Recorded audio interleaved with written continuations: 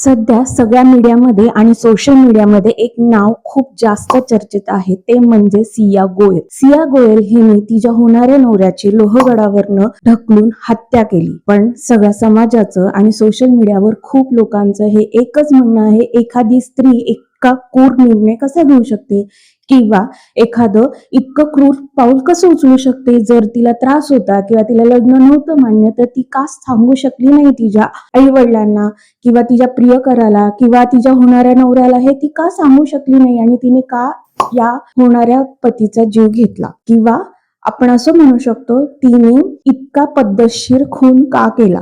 जर ह्या विषयावर चर्चा करताना किंवा यामध्ये खोलात जाताना विचार केला तर आपल्या लक्षात येईल, मागच्या साधारण 1 ते 1.5 वर्षापासून भारतामध्ये अशा वेगवेगळ्या घटना समोर आल्या आहेत, जिथे स्त्रियांनी त्यांच्या होणाऱ्या नवऱ्याचा किंवा ज्या व्यक्तीबरोबर लग्न झालं आहे या व्यक्तीचा वेगवेगळ्या पद्धतीने खून केला आहे. आणि सगळ्यांना एकच असा प्रश्न पडला आहे की इतकी मायाळू, इतकी कनवाळू आणि इतकी करुणेने भरलेली एखादी स्त्री असते, तेव्हा ती इतकं टोकाचं पाऊल कसं घेऊ शकते की ज्यामुळे एखाद्या व्यक्तीचा जीव जाईल किंवा इतका पद्धतशीरपणे ती एखाद्या व्यक्तीचा खून करू शकते. कारण की स्त्री ही ममत्वाने भरलेली, ओतप्रोत भरलेली, खूप कनवाळू वगैरे आपल्याला वाटत असते. पण एक मुद्दा आपल्या लक्षात खूपदा येत नाही, निसर्गाने स्त्रीला वेगळं असं खूप केलेलं नाहीये. स्त्री निसर्गासाठी पण एक माणूसच आहे.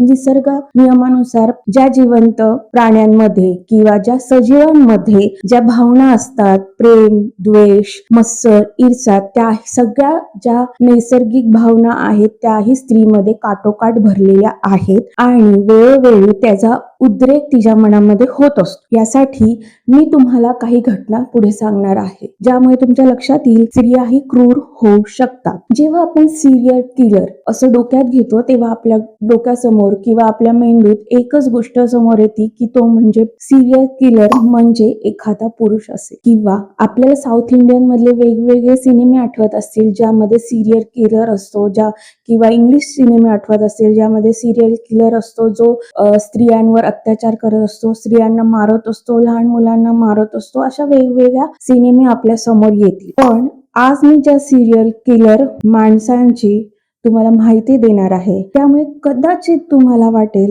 की आपण असा विचार का केला नाही किंवा असं पण असतं, असे दोन्ही भावना तुमच्या मनात येऊ शकतात. पहिली सिरियल किलर स्त्री आहे एलिझाबेथ बाथरी. ती मूळची हंगेरियाची आहे. तिला ब्लड काउंटेस म्हणून देखील ओळखले जाते. तिच्यावर 80 ते 600 तरुणींची हत्या केल्याचा आरोप आहे. प्रचलित माहितीनुसार ती त्या तरुणींना मारून त्यांचे रक्त पित असे, कारण तिला असं वाटत होतं तरुण मुलींचं रक्त पिल्याने आपण कायम तरुण राहू. या सिरियल किलर स्त्रीने 80 ते 600 तरुण मुलींचा जीव घेतला. दुसरी सिरियल किलर आहे आयलीन वुरसेस. ती मूळची अमेरिका देशातली आहे.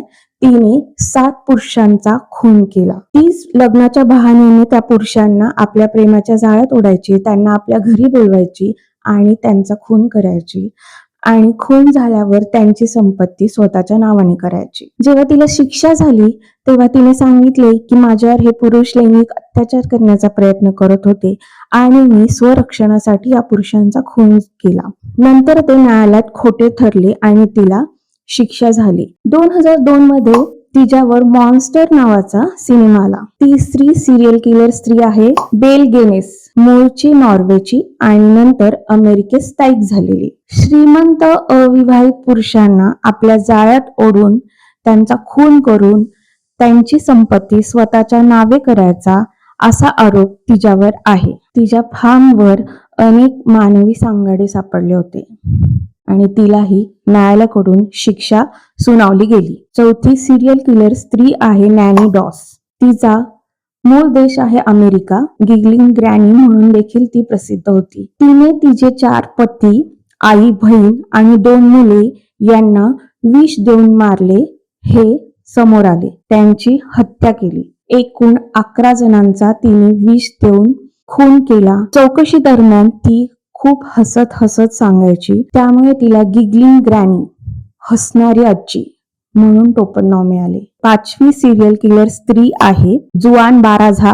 मूळची मेक्सिको मधली. ही ओल्ड लेडी किलर म्हणून देखील ओळखली जायची. वृद्ध स्त्रियांना आपलं लक्ष बनवत असे, त्यांच्या घरी मदतीच्या बहाण्याने जात असे आणि त्यांचा खून करत असे आणि ती स्वतःला म्हणायची की मी ह्या स्त्रियांची मदत करते आहे. वृद्ध स्त्रियांच्या घरात प्रवेश करताना ती स्वतःला मदत करण्यासाठी आली आहे असं सांगून प्रवेश करायची आणि नंतर त्यांचा गळा दाबून खून करायची. ती व्यवसायाने कुस्तीपट्टू होती. 6व्या सिरियल किलर स्त्रीचं नाव आहे अमेलिया डायर.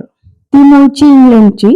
ती बेबी फार्मर होती, म्हणजे अवंचित मुलांची पैसे देऊन ती काळजी घेत होती. पण पैसे घेऊन ती खरं त्या मुलांची काळजी घेत नव्हती, तर ती त्या मुलांची हत्या करायची. तिने शेकडो बालकांना मारले आहे असा तिच्यावर आरोप आहे. तिला शेवटी फाशीची शिक्षा देण्यात आली. 7व्या सिरियल किलर स्त्रीचं नाव आहे जेन टोपान. मूळची अमेरिकेची व्यवसायाने नर्स. तिने आपल्या रुग्णांना वेळोवेळी धोकादायक औषधे जास्त प्रमाणात देऊन त्यांचा खून केला. तिने 31 हत्यांची कबुली केली आहे. म्हणजे तिने 31 रुग्णांना औषधांचा जास्त डोस देऊन त्यांना मारले. तर पहिल्यांदा सांगितल्याप्रमाणे स्त्रिया खूनशी असू शकतात, स्त्रिया द्वेष करणाऱ्या असू शकतात, स्त्रिया कोणाचाही खून करू शकतात, अगदी एखादा पुरुष करतो तसा.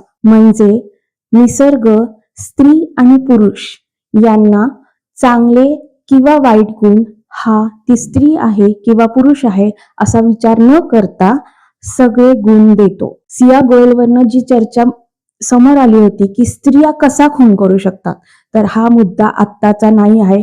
स्त्रिया खून करू शकतात हा मुद्दा महत्वाचा आहे. असेच काही वेगळे व्हिडिओ पाहण्यासाठी, वेगळी माहिती मिळवण्यासाठी सरळ स्टोरीला पाहत राहा.